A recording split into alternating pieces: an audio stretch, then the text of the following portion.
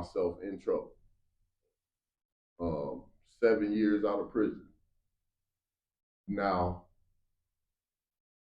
in hindsight, the restrictive law of Islam is my success at all times. Correct. Right? So I shouldn't have had as much of a penknife on me, but I had a gun on me, and I got caught with the gun. Not because I was like endangering anybody. Yeah.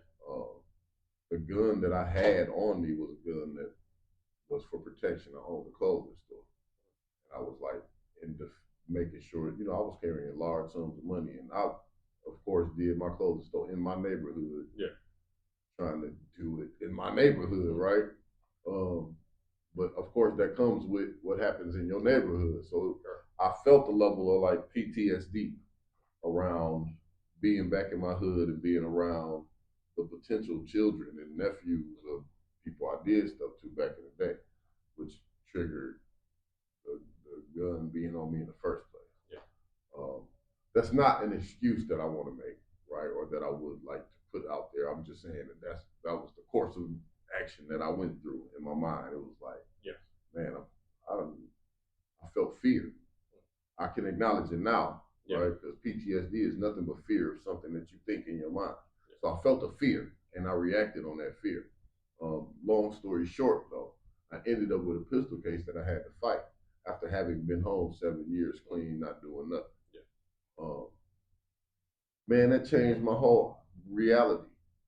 That's what made me decide to. That's part of what made me decide to write my book, First 10 Moves to Forever Freedom, because I ran into that wall unintentionally and had to realize that, bro, you're not the same as the average citizen. You having that number on your back makes you different. It's not even a number. Not even you started.